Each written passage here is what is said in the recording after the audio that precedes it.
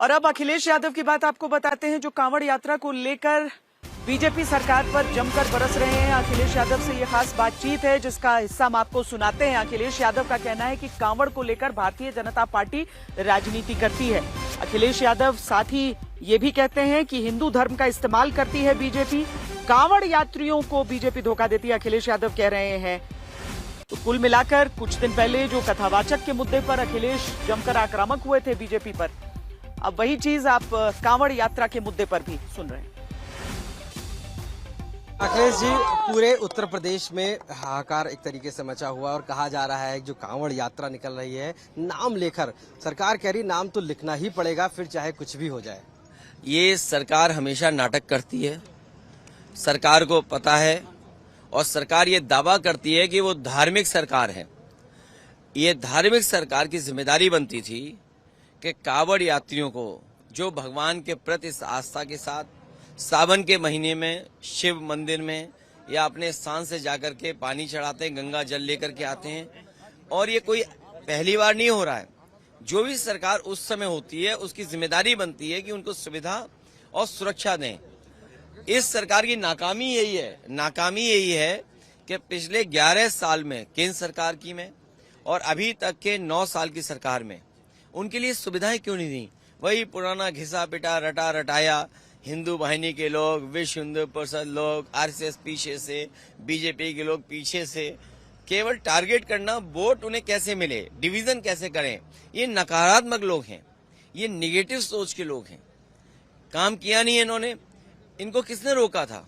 आप ये कहते हो कि दिल्ली से देहरादून उन्होंने एक्सप्रेस वे बनाया है, 4 लेन सड़क बनाने जा रहे हैं, तो आप उनकी सुविधा के लिए जिससे सुरक्षित मार्ग बन सके और आस्था और जो परंपराएं हैं उनको पूरी पवित्रता के साथ निभा सकें, उसके लिए आपने एक व्यवस्थित यात्रा के लिए पथ क्यों नहीं बनाया, एक सड़क क्यों नहीं बनाई? ये तो जिम्मेदारी सरकार की थी और नाकामी सरकार की इस तरह छिपाना चाहते हैं। हिंदू मुसलमान नाम बताइए, आप क्या है, आपकी ये क्या है। ये लोग वही लोग हैं जो भगवान की जाति ढूंढ रहे थे, आज धर्म के आधार पर बांटना चाहते हैं। असली अगर धोखा किसी ने दिया है कांवड़ यात्रियों को तो इन्हीं सरकार के लोगों ने दिया। वहां DM, SP, commissioner, chief secretary, DGP क्या कर रहे थे लोग, फाइनेंस मिनिस्टर क्या कर रहे थे? इनका इतना भी पैसा नहीं है कि 150-200 किलोमीटर का एक सुविधाजनक, सुरक्षित, आस्था से, जो पवित्रता से, अपने श्रद्धा से यात्रा कर सके। ये वही लोग हैं जिन्होंने कुंभ में झूठ बोला था। जो लोग हिंदू धर्म के सबसे बड़े कुंभ में झूठ बोल सकते हैं, मरने पे झूठ बोल सकते हैं, वो हिंदू धर्म को इस्तेमाल करने के लिए कुछ भी कर सकते हैं। ठीक है, नाम लिखना जरूरी है और बताने में दिक्कत क्या? मैं तो ये कह रहा हूँ कि ना सरकार पूरी जिम्मेदारी ले लेना, धर्म के आयोजन की जिम्मेदारी ले ले। डीएम वहां पे लंगर लगाएं, डीएम खाना खिलाएं, एसएसपी पानी पिलाएं, कमिश्नर वहां पर नाश्ता कराएं और पुलिस के छोटे अधिकारी वो पैर दबाएं। किसने रोका है? यशवीर महाराज जैसे लोग तो चेक कर रहे हैं वहाँ पर, यशवीर महाराज जैसे लोग वहाँ पर चेक कर रहे हैं जाके दुकानों में। अरे भाई, मैं आपसे क्या कह रहा हूँ, ये मौका बीजेपी ने खोया है कांवड़ियों के सम्मान के लिए।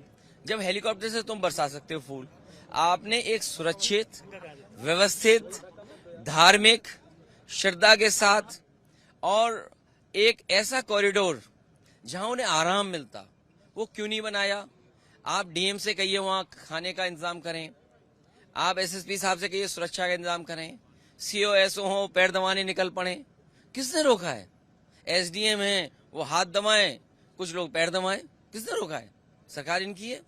इटावा की घटना बहुत बड़ी हुई और कई तरीके के आरोप लगे उसमें, और कई अब पुलिस कह रही कि कार्रवाई भी कर रही है, लेकिन इस पूरी घटना को लेकर इटावा जैसे नहीं, देखिए, कथा और भागवत कथा सब सुन सकते हैं, आप बोल नहीं सकते। गरीब परिवार के लोगों ने अपने पड़ोसी लोगों से कथा का आयोजन के लिए बुक किया, उसमें ये सब कुछ हो गया। ये वो अपमान है जो भूला नहीं जा सकता। भारतीय जनता पार्टी के लोग मनु संविधान से देश को चलाना चाहते हैं, समाजवादी लोग बाबा साहब के संविधान से चलाना चाहते हैं, वह फर्क इतना सा है। धीरेन्द्र शास्त्री जो है, आपने कई बार नाम लिया, धीरेन्द्र शास्त्री एक कथा कर रहे हैं और दूसरी तरफ वो कह रहे हैं कि हम जो इनकी बात करेंगे, जो पिछड़े हैं इनकी बात करेंगे, वो जाति में बांटने की आप बात करते हैं, इस तरीके के कहते हैं वो। अरे, मैं धीरेन्द्र शास्त्री जी को बहुत बधाई देता हूँ, कम उम्र में इतना उन्होंने नाम कमा लिया। बस एक काम करें, वो कथा फ्री करें। नहीं वो मैं नहीं जानता, लेकिन मैं उनसे कह रहा हूँ कथा फ्री करें बस। ये जो इतनी सी बात है, मेरा और कोई बड़ा निवेदन नहीं है उनसे। कथा फ्री करें, जैसे लोहिया जी रामायण मेला लगा रहे थे तो हम उनसे कहें कथा फ्री करें। जितने भी कथा करने वाले लोग हैं ये फ्री कथा करें, जिससे लोग अपनी धर्म के बारे में और जाने। अब ये विधानसभा कौन सी है? जयसिंहपुर। मैं चाहूंगा कि कोई बड़ा कथा कहने वाला अगर यहाँ आना चाहेगा, हम सब लोग मंच दे सकते हैं, बस बाकी इंतजाम नहीं करना पड़ेगा। हम माइक दे देंगे और मंच दे देंगे, हम लोग सब कराने को तैयार हैं।